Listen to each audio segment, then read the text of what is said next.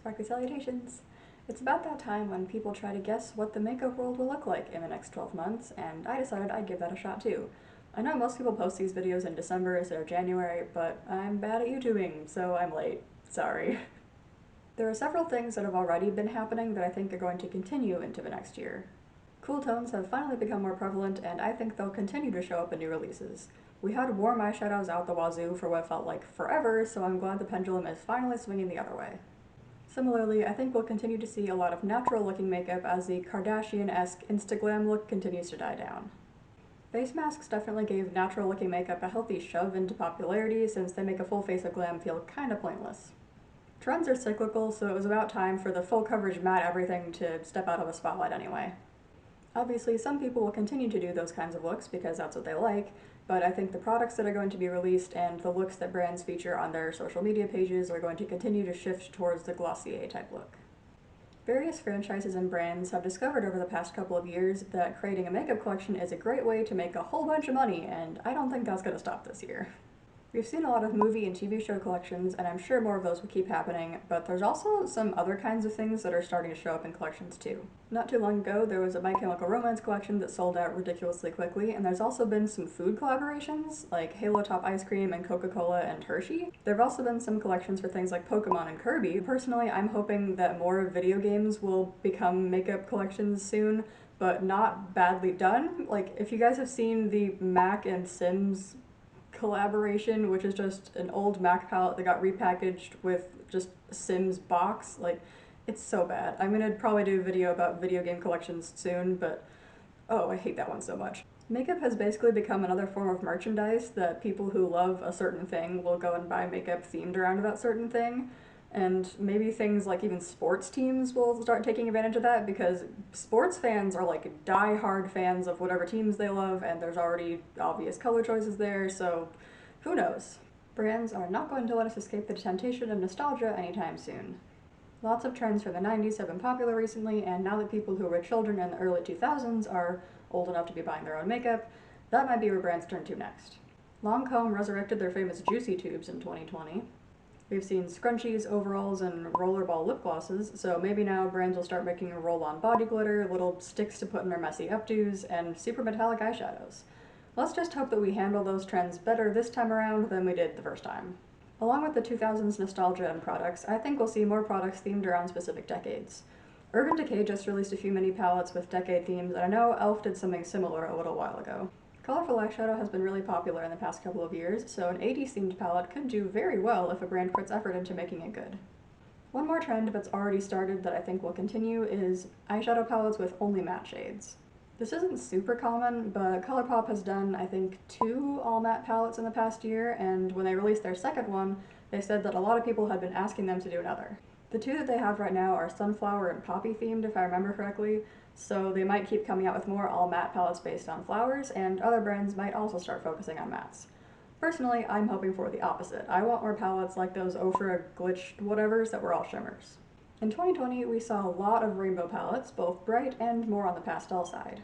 Since bright colors have been all over the place and a lot of brands have made bright rainbow palettes by now, I predict that this year's colorful palettes will lean more towards jewel tones or darker colors or, grungy and earth tones. We've already seen some earthy tones start happening, and grungier colors will also play well with the nostalgic trends. And of course, neutral palettes will continue to be released because there will always be some people who just only wear neutrals. I'm not one of those people, but they exist. There's been an unfortunate trend of brands putting pressed glitters into their eyeshadow palettes, and 2021 might finally be the year that kind of dies down and stops. Some people don't mind pressed glitters, but I feel like there's a decently big number of us that have been asking brands to please stop doing that, so maybe they've noticed and they're gonna start listening. Whatever ColourPop does for their Ultra Glitter Super Shock shadows, that's the kind of glitter I want to see in my palettes, not the kind that could scratch my eye or lead to blindness. I love sparkles, but I also love having eyesight that works, so I'm going to continue to avoid buying palettes that have pressed glitters in them. During the early part of 2021, I bet we're going to see a lot of releases being marketed as mask-proof or smudge-proof.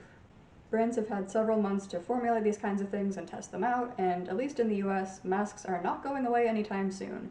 We're going to have to keep wearing them until at least spring or however long it takes for enough people to get vaccinated. People have definitely been going back to the kinds of liquid lipsticks that everyone put to the side once glossy lips became the trend. Liquid lipsticks and lip stains are about the only kinds of colored lip products you can wear underneath a mask without the risk of making a mess on your mask or face or both. Once enough of the population has been vaccinated and we don't need to wear masks anymore, I predict that lip products are going to be super popular because we haven't really been able to wear them around each other very much. I think people might get a bit more adventurous with the colors that they're willing to choose, and I think people are also going to be buying a lot of glossy and shiny lip products since those are the kinds that we really can't wear very well underneath masks. There's been a strong emphasis on eye makeup this year since that's all people can really see when you're wearing a mask. Once it's safe to be out and about without a mask on your face covering your lips, I think people will be going for more bold lips and maybe not doing as much on their eyes and having that be more toned down.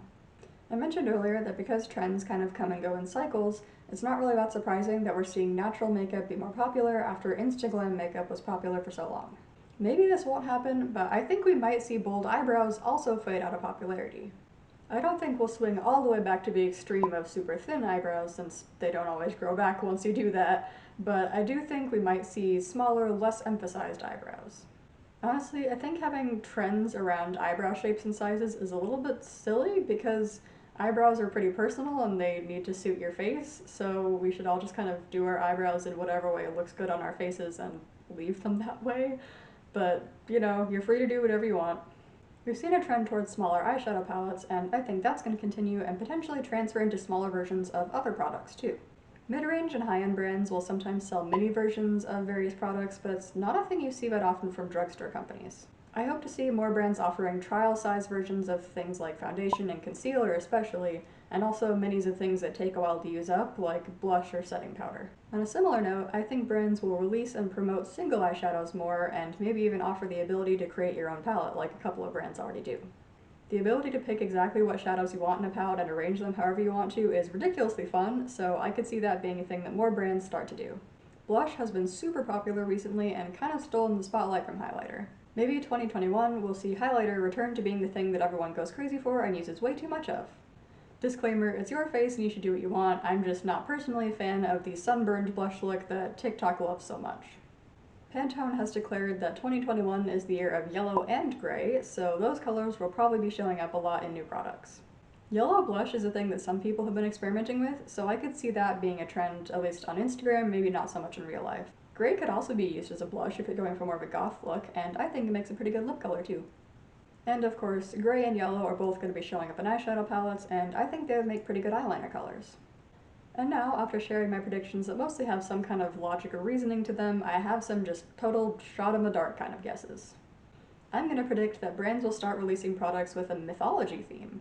We've seen unicorns and zodiac stuff done to death, so maybe the next mystical theme will be mythology.